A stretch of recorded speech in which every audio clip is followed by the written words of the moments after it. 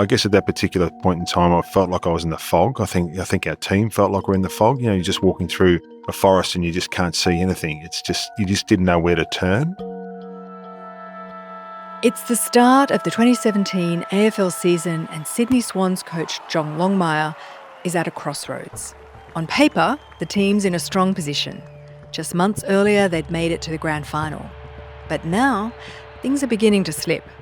The losses are stacking up, confidence is wavering, and inside the club, the pressure is mounting. John Longmire's facing a question many leaders grapple with.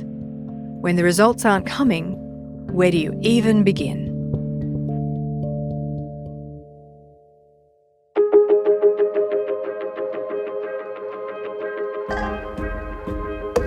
This is The Business Of, a podcast from the UNSW Business School.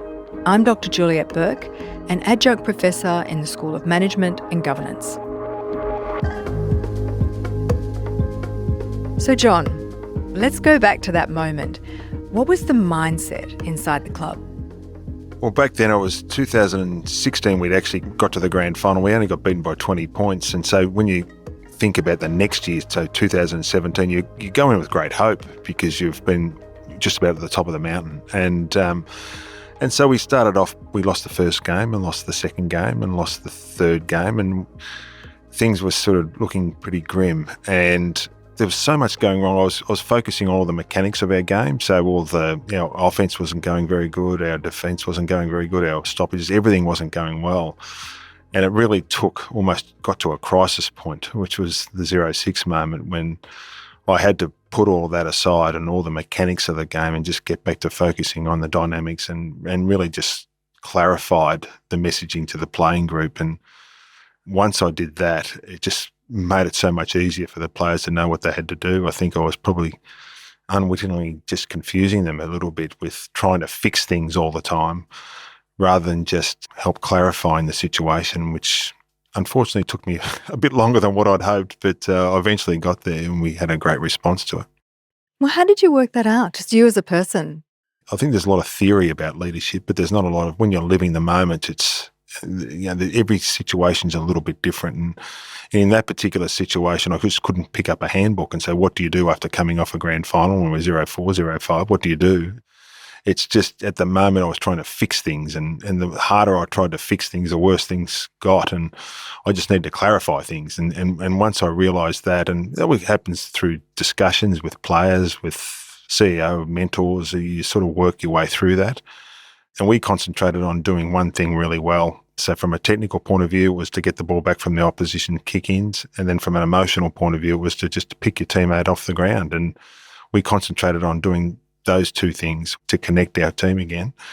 And my job then was to make sure we reinforced that. And those particular things were really easily achievable. And so our players knew that they could succeed doing that. Yeah, I really get that the emotion in some ways is first, right? Yeah. It's the culture first and then the strategy second. That's right. I think when I was coaching and certainly leaders in business, you can tend to sometimes fall for the trap of the mechanical part of the business and making sure you just need to hit the number or hit this or hit that. And I've always, on the reflection of that particular point in time, I've looked back on that and thought, well, that connection amongst each other and how to help each other do your job is really important. And the better you feel about helping someone else do their job, the more that spreads amongst each other, and then you get a really good performance aspect out of that.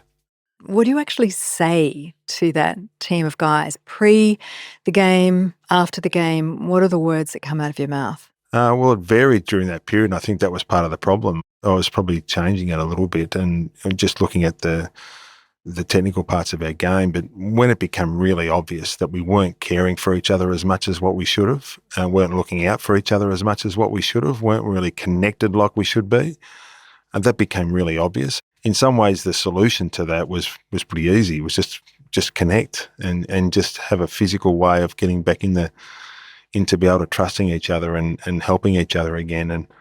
And we're able to do that pretty quickly, to the players' great credit. I didn't come to that conclusion myself. It was in conjunction with the playing group and the coaches, and you talk to different people, and then you've got to be really clear about how we keep each other accountable to that. And did you need to manage any communications up to Yes. the CEO, to the board. This is now the North Star. This is what we need to do to connect emotionally. Absolutely. It's critical. During that period of time, you're really drawing upon the relationships that have been built previously when you haven't got that level of stress on you. And that's why it's really important to manage up to your CEO, to your board, and spend a lot of time developing and strengthening those relationships when times are going well, because you never know when you have to make a withdrawal on that. And when you have to lean on those relationship strengths. There's a lot of noise, isn't there, that gets in the way of a player being focused. There's a lot of attention, a lot of public opinion, media, feedback from fans. How do you keep the team focused? I'm talking very practically here. Yeah. How do you keep them on that North Star? Well, it was very visual. And when I was coaching, I used to draw pictures a lot, but you can imagine a picture of a target on the inner circle, controllables, on the next circle out, influences, and then on the outer circle, uncontrollables. And so in a real sense, talking to the players or even myself, writing down what mattered, what could I control on the inner circle, and actually writing it down. And I could control how I turned up, how I coached, my relationship with the players, I could control that. The next layer out, what could I influence? Well, I could influence our supporters by just being how I handled the media press conferences, for instance, or I could influence our board just by how honest I was with how things are going. And then you've got the outer ring, which is the uncontrollables. I couldn't really control a lot of the media chatter or anything else that was going on. It was a similar for a player, particularly in the era of social media, that's the uncontrollable loop. And really, internally, we're just about what we can control. And once we sort of wrote those down and actually helped clarify what we could control and what we couldn't control, it made it a bit easier. It didn't go perfectly to plan all the time, and we had to be deliberate about that. So after games, I felt the best times we had after a game was when we put our phones away and we just sat in the moment and enjoyed each other's company for maybe half an hour after a game and just relaxed, and we were really in tune with what each other's feeling. But you had to be deliberate about that as well. You couldn't just let that roll, because I think if you sort of let it roll, then things can get out of hand. You've described a very deliberate reset when you got to this 0-6. Very high pressure moment, I imagine. So, if we could go a little bit further into sort of the leadership principles that underpin that. Trust and camaraderie, that's obviously one of them. How do you build that? Apart from just picking people up and communicating, what does that look like on a day-to-day basis? I saw my role as a leader was to highlight all the little things that people did that helped someone else do their job. And I spent most of my time coaching looking for those little bits of gold that would reinforce how important it is to help someone else do their job or help someone else look good. So the ball that the players played with every week, we'd get that after the game, and then on a Monday, our club captains would award that ball to the best team player of the week. Now, that wasn't the best player of the week. It was the best player that best exemplified our team trademark behaviours. And it was really valued inside the four walls. And so, I think one of the really important things to do on a regular basis is to have rituals to reward people for doing really good things. And that quite often didn't get seen in the media, so there wasn't that outside recognition. So it was our job from inside the football club to recognise it and blow it up in lights. So it was constantly reinforced what they were doing in a trademark sense. Okay, I'm going to pivot now. So in an elite sport, constantly doing performance reviews, and as I understand it, that happens weekly, pre the game, immediately after the game, and then you move on again and next game next week.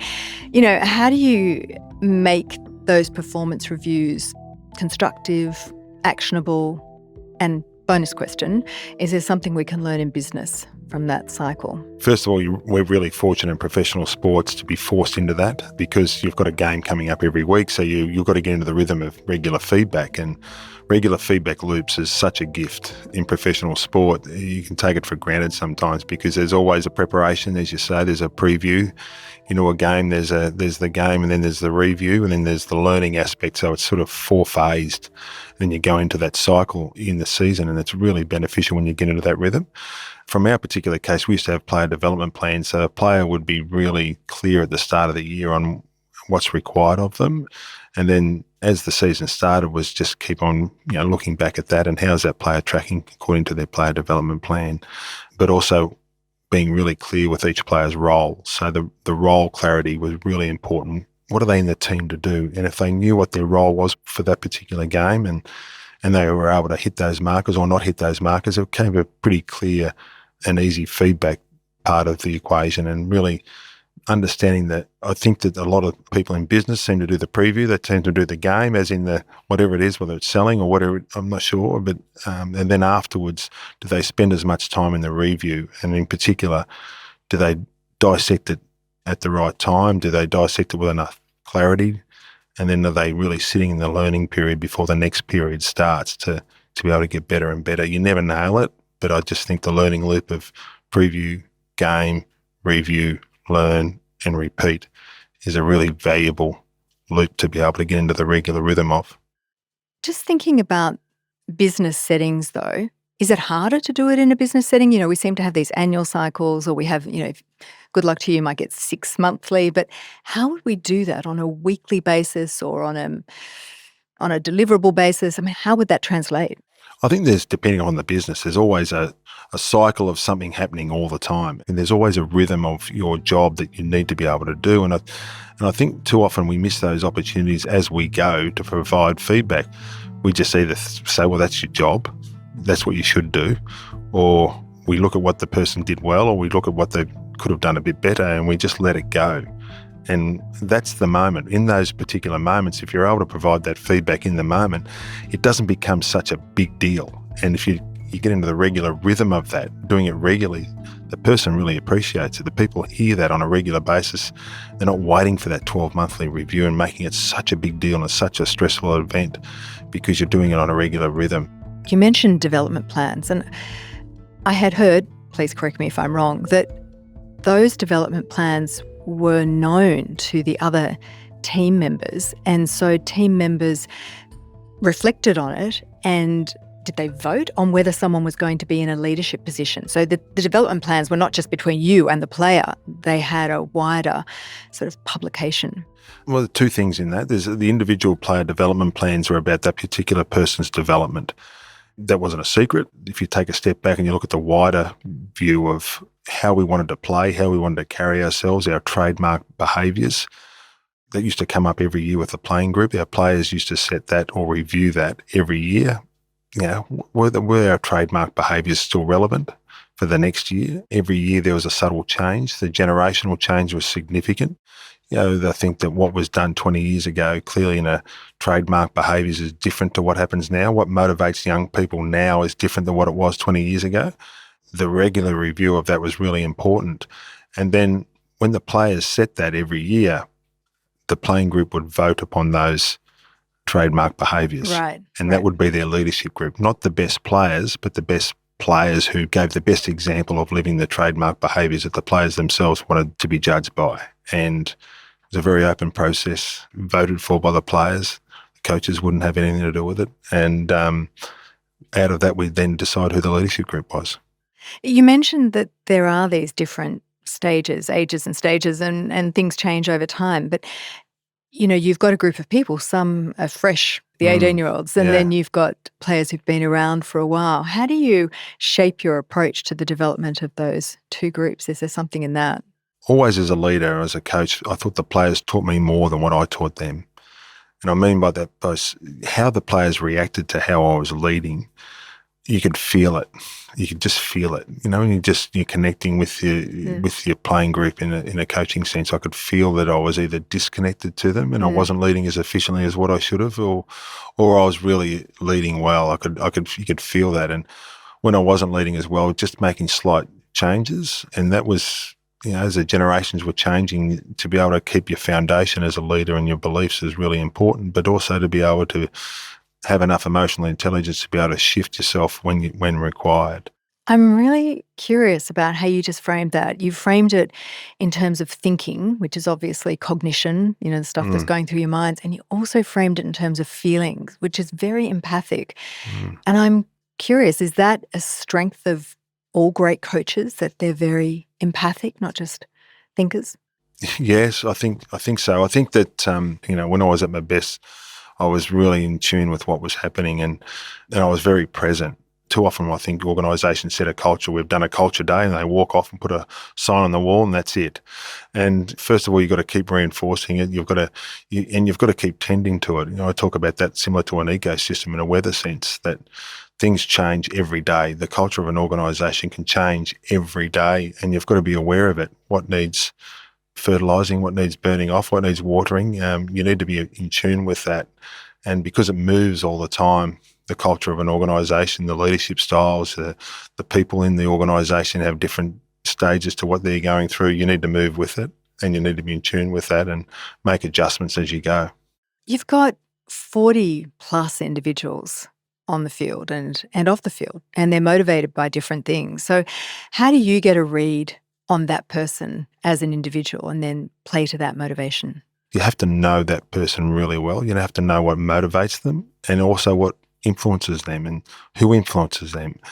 And what I mean by that is sometimes it might be a parent, it might be their partner, it might be another teammate, it might be another coach. It's not always the senior coach or the leader that influences someone. It might be someone else in the organisation. So that person might be really good to lean on to help in those situations as well, not necessarily yourself. So getting to know the person really well is important. But whether you're a star player, and we've had some of the best in the game like Adam Goods or Lance Franklin or some of the real superstars, or you're just really just starting out on your journey, most people like to be recognised that they're helping someone else out. And we used to just recognise that constantly. And I had an old coach that said to me one stage that everyone has a sign around their neck, make me feel important. When I coached at my best, I thought I was really good at that. When I didn't coach at my best, I thought I wasn't so good at that. And I think in a reflection sense, to be able to look back now, I've stopped coaching, was when we did that really well, we're in our real sweet spot and really hard to beat.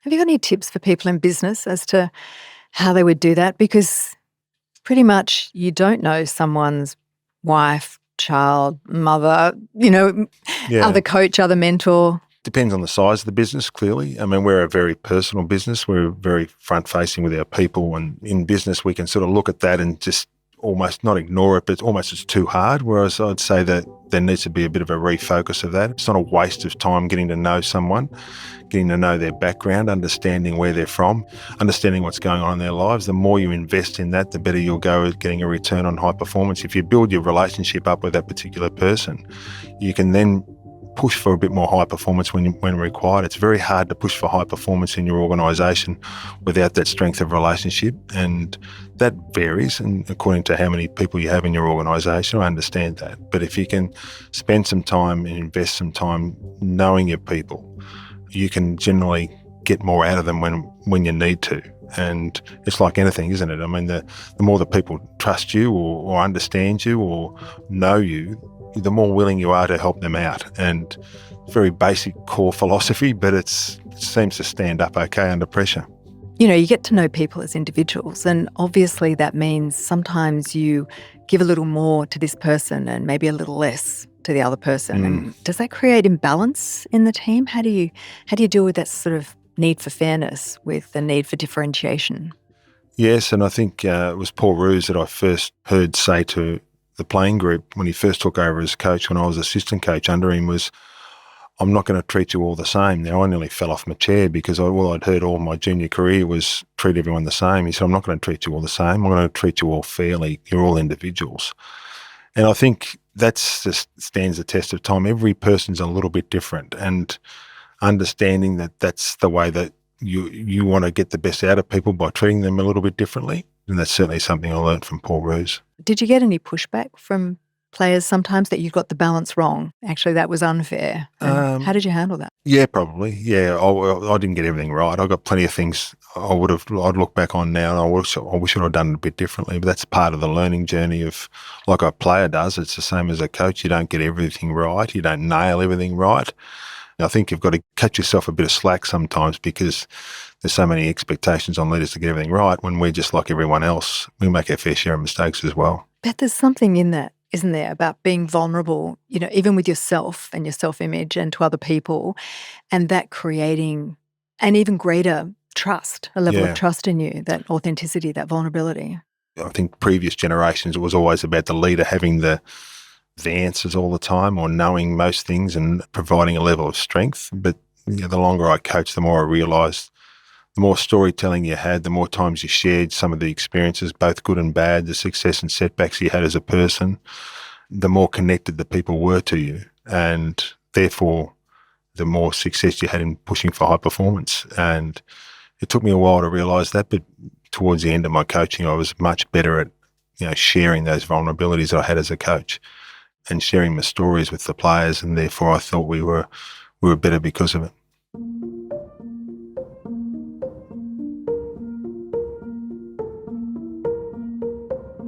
I'm just thinking more about how to take some of these wonderful lessons from sport into business. And you've touched upon a few of those, but I wonder, are there some core non-negotiables for you in building and sustaining a high-performing team?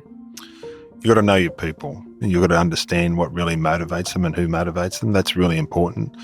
Some of the big businesses won't know all your people in your organisation clearly, but you need to know your key people and have an enormous amount of trust in that.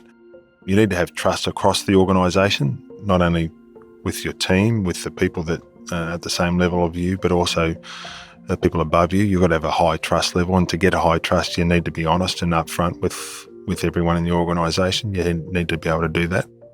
Team is really important. And the last part would be to have the environment where your team can have a say in what they want to do, what they want to look like, how they want to be measured.